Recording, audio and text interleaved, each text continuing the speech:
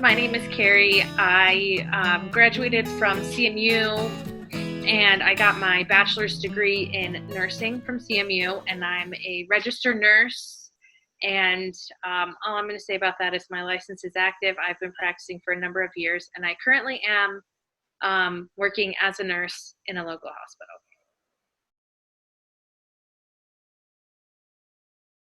So the interesting thing about this question is COVID-19 as dangerous as they say is we don't know. Because it's a new virus. There's not a lot of information on it. We haven't had a chance to do a lot of good research, and that's how you find out how dangerous something is through research. And so we don't have a lot of research. The research we have may not be the best. A lot of it hasn't been peer reviewed yet. In fact, I was looking at a very interesting study just this morning, but it's not peer reviewed yet. And so that's kind of like the gold standard of we looked at how they did this study. It was well done, or here are the flaws, and this is what that could mean for the results that we got.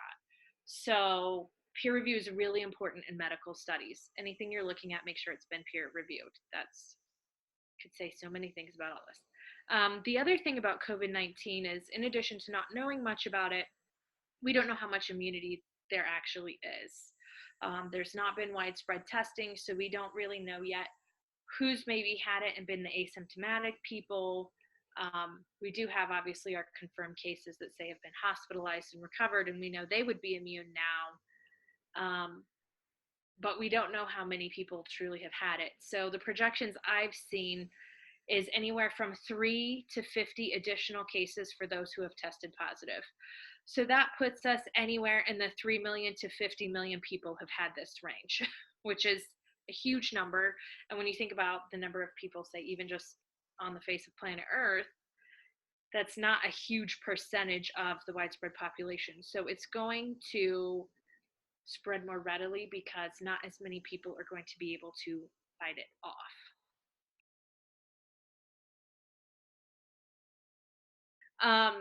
I think quarantine is appropriate. I'm glad that they instituted it when they did. Where I live, I think they waited a little too long to do it.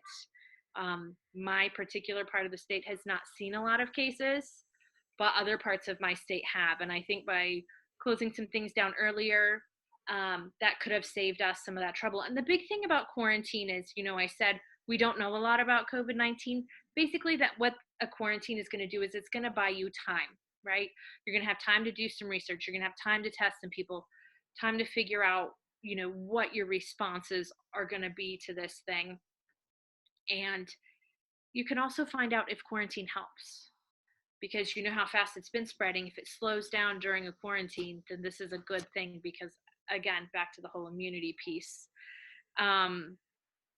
The other thing about quarantine that I would just, I get people wanting to come out of quarantine. I don't particularly enjoy being quarantined.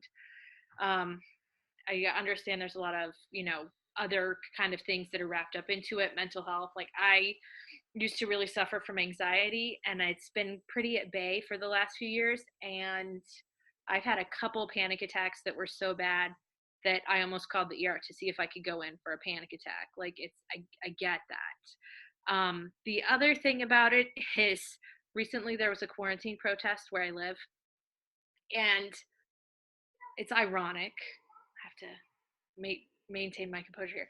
I think it's ironic that all of the leaders of this, where I lived, our numbers had been stable for about a week. I don't think we'd reported a new case, 5 to 7 days, something like that.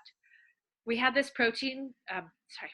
quarantine protest, and a few days later, 3 or 4 people who were leading this protest then tested positive for COVID-19. And so whoever all went to the protest was then exposed to the very thing they're protesting about quarantine about. And so to me, that just kind of sums up my personal feelings about it. I understand there's economic impact and all of that, but purely from a medical standpoint, I think quarantine has been a good thing. So I'll start with masks specifically, and then I'll talk a little bit more about quarantine as well. There's thankfully been a lot of studies about the masks, and if you're just using a very basic cloth mask, 2 layers of cloth ear loop mask, which would look similar. Sorry, I have it upside down. To this one, it's not going to offer you a ton of protection, but it does offer some protection more than not wearing a mask, say. The CDC actually has put out a list of approved layers that can be put into the masks that increase like droplet filtration, things droplets can't get through, which is what you're looking for while you're wearing a mask, is to keep droplets from getting through. That's how this is transmitted from one person to another. And so I will find that list and I will link it down below. The thing for the masks is you want to look for something that has like a CDC approved filter layer in it. I saw something interesting about using those blue shop towels and sewing one on the front and on the back of your mask. I didn't look a ton into that study, and I don't know who did it or how well it was done, but that was an interesting thing to me. I know a lot of hospitals that are having to revert to reusable masks, or who have a contingency plan for needing reusable masks, are very particular about what they're using, because they want to obviously be protecting their staff. Healthcare is considered a high risk population just because we're around these patients and our protection may not be that great. So what they're putting into their masks is actually surgical, disposable surgical cloths and barriers and things, because those have been formulated to create and maintain a sterile field so they keep stuff out. So that's interesting. But there are other various materials that can be used, have them all memorized, but you want to look for something with those additional layers in it. And another important thing about masks. So you have the ear loops. You've got a good mask. I don't know if you can see it in this one. I'll take it off. This one has a metal piece. You want it to adjust to your nose. So I have glasses, and a way I know if my mask is on well or not is if my glasses fog up. If my glasses fog up, I don't have a good seal, and that mask is not going to protect me as well. This mask is old and it's stretched out, so you can see it leaves big gaps. So this is not really a good mask for me to wear. It doesn't fit my face. I want it to fit my face. Another thing, you see me touching right here because this mask is clean and I'm not out and about. This whole front part here that covers your face is called the filter. I don't know if you can hear me with that on, so I'll take it off. It's called the filter piece. Don't touch that. It's the contaminated part of your mask. So if you're going to wear a mask, you have to know how to do it properly, or it's going to give you false security and you might actually wind up spreading more germs. So don't be touching the filter piece. Do not, whatever you do, if you're going to wear a mask, my gosh, do not pull it down like this over your nose. It does not protect you at all if you wear it like this, or you don't have your good seal. That's the whole point, is to cover your face with it. Another thing is, when you're wearing a mask, if you cough or sneeze, you still need to be covering that. The mask will not protect fully from any droplets leaving your mask. So, do the elbow thing, do the shoulder thing with your mask on. Now, your shoulder or your elbow, whatever you touch with the front of your mask, is also going to be considered contaminated. When you get that home, you're going to want to take it off, wash it, on and on. Now, the other big thing about masks is people put them on and then they, kind of do this to take it off. The whole filter, as I said, is contaminated. You only want to touch these ear loops. So the proper way to take it off is to grab it by the loop, not tangle it in your glasses if you can, and pull it off this way, and then don't touch the front of it. If you are using a reusable mask, I would recommend having one that you can hand wash with soap and water in between each use. My other thing that I would ask about masks as a healthcare professional, please, please, please get yourself a good quality reusable mask, research it, know how to use it, and reuse your one mask. Do not go out and buy up or go to the hospitals and try to steal all of the disposable healthcare, medical grade masks.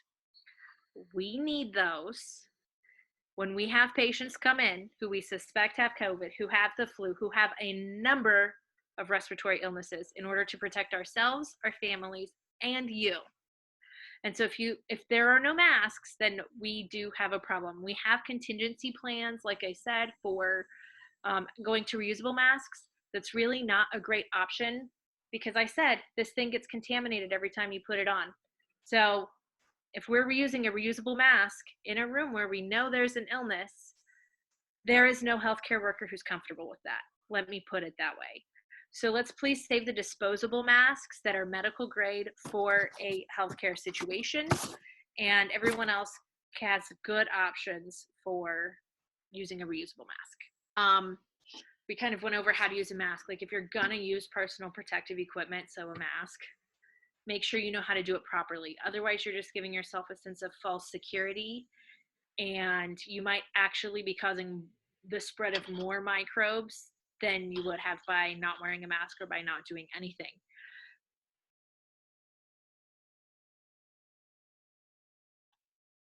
Don't wear gloves to go shopping, okay? It takes training to know how to actually use a pair of gloves. This is in one of the videos that I'm going to link by ZDoggMD as well. I won't go into too much detail, but so there's this thing called cross-contamination. So you can have the gloves on your hands, but whatever you touch, the germs are then on your hands. So if you touch the whole store and then pick up your phone or touch your face, you've got it all over.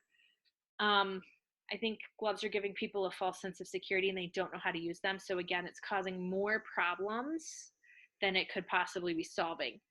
And another important thing about gloves is if you're going to insist on wearing them, do not throw them on the floor in the parking lot or the ground in the parking lot, I suppose, or, you know, whatever. You're gonna, and make sure you're taking them off correctly. I thought I had a pair of gloves to demonstrate with, but I don't. Um, if you take gloves off incorrectly, you contaminate your hands, which defeats the whole purpose of the gloves. Um, so I'm right-handed, so I'll just do an example with my right hand. So the way you take a glove off properly, we're going to pretend I have gloves on. I grab kind of like at the base of my glove here or in the palm typically. You could even grab the very end of your glove, you know, where the cuff is, but don't touch your skin because you have a contaminated glove on this other hand. So then you're going to pull it off. It's going to turn your glove inside out, invert it. If it doesn't do that, you've taken your glove off incorrectly. You want all the contaminants inside the glove. Then I'm going to take my other thumb under the cuff, touch my skin, and kind of flip my glove off. So then the cuffs are over each other. They're like flipped over each other, and all the contamination is locked inside. Drop it in the trash can. And then you need to immediately wash your hands or use hand sanitizer. People think I had gloves on, so I'm good. No, you still need to actually physically clean your hands. Hand hygiene. Make sure you're washing your hands for the full 20 seconds. The very first thing I learned in nursing school was how to properly wash your hands. So most people don't know this. I'm just going to kind of do a quick demonstration on the camera of all of the different sort of friction rubs that I use to clean my hands even when I'm at work. I'm not going to go the full 20 seconds. This is just to give you an idea. So I start obviously like this, kind of your normal thing. Then you want to switch your hands, go over the top, go on this side. You want to rub around your thumb and scrub your whole thumb, around your other thumb, scrub your whole thumb. I have my rings on, so you're going to want to move those up and wash under them. Studies show that rings don't collect germs much, it's under them. So any watch or anything like that, you're going to want to move it and wash under it. Make sure you're washing 1 to 2 inches up on your wrist. I would wash that. Actually, you should probably start there because that's going to be the least contaminated part of your hands. So start with your wrists, work your way down. I just scrub my nails on the palm of my other hand to get soap under my nails to try and remove anything that might be there. And then I just scrub each nail bed out because germs will hide there. Anywhere there's a crevice or a crack, that's where stuff is going to live. I don't know if you've ever done the lotion with the black light thing to see where germs live after you wash your hands. It's horrifying. If you're ever in doubt, wash your hands longer than you think you need to. You don't need to use antimicrobial soap. Any soap will do. The whole point is to get bubbles. So if it lathers, and then just rub the bubbles around. That's all you need. Use warm water